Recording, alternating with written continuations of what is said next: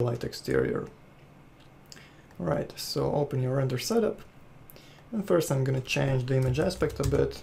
I like my renders to be a bit wider, so maybe something like this, and make the overall dimensions of the render smaller so we get some faster previews.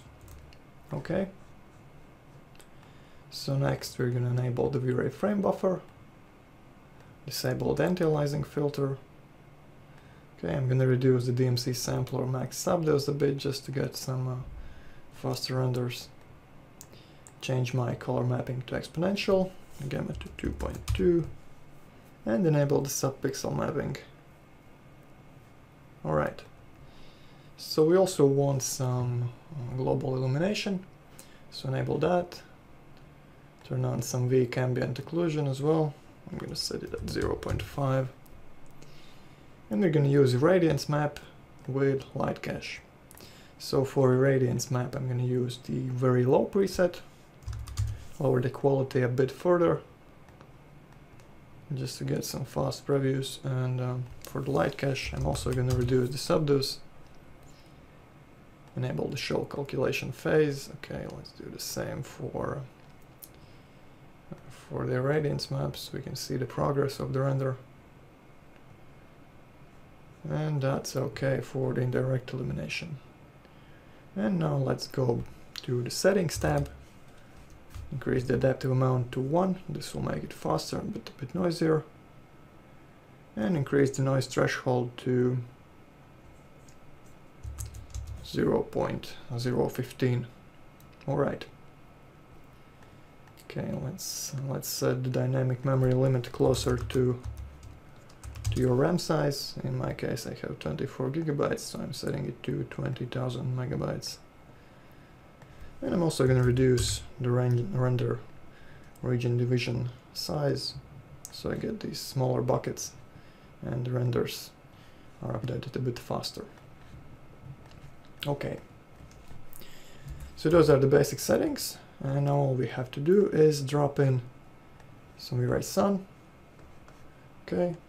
And the camera is pointing this way, so I think I'm gonna add the sun coming at about roughly 90 degrees to the camera. So since the first scene is gonna be summer, the sun can be quite high and it's gonna look good. Okay, let's check the environment. Okay, we added the vray sky there, and let's render. Okay. So this is a good starting point. I'm just going to select my camera and change my white balance to neutral, and maybe make the scene a bit brighter by reducing the shutter speed to 1/150th. Okay. So now we're ready to create some materials for the house. For that, I'm just going to turn this topographic data into a 3D surface. And it's quite easy to do with a great little plugin called the Spline Land. And what it does, it basically, you create your Spline Land object, you add your splines that represent the topography of the site. So in this case I'm going to pick this object. Right, and you press the generate surface button, and it creates a great looking surface from those splines. In this case we have a little pond over here and some slight variation in the other parts of the surface. Okay. So by the default, the mesh is pretty rough, and you can make it smoother by increasing the iterations. I'm going to use something like 12. It takes a bit longer to calculate, but the resulting mesh is more accurate and the results are smoother. Okay, so now the surface looks better.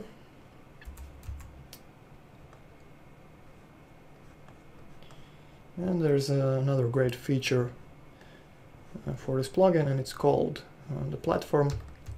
So basically you create a platform. For example, I want to keep this piece flat. Okay, like that, maybe. I convert it to editable poly.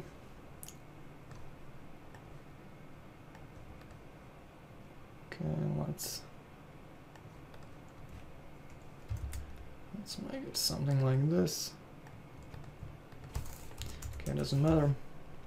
And so basically the idea is that I want to make this part flat.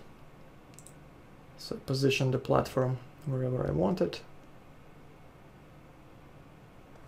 And what I do next is I select my spline line object, go to this platforms tab, click add object, pick my platform, and once I regenerate the surface, it creates a flat piece of geometry exactly where the platform was located.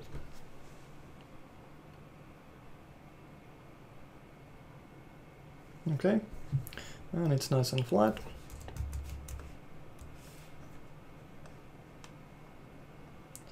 We're going to hide this platform, hide the topography lines.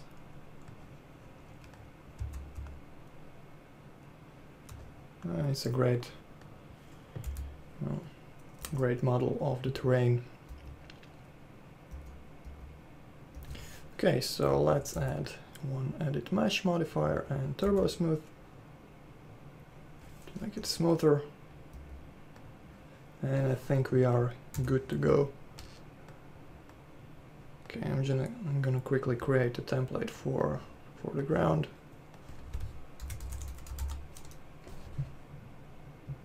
Assign the material. And this is what we're starting with. Right.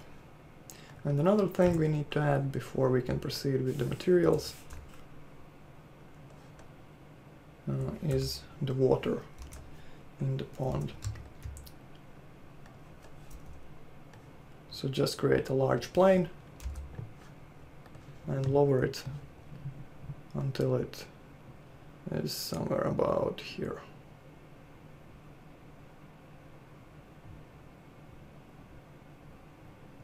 Okay, looks good.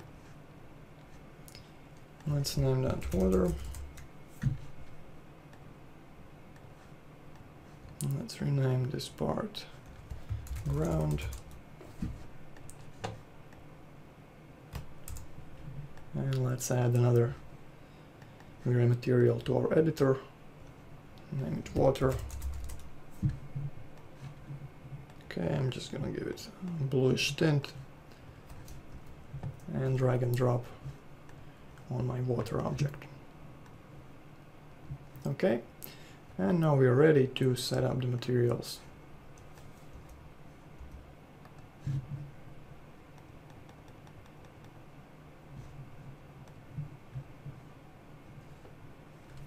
Great.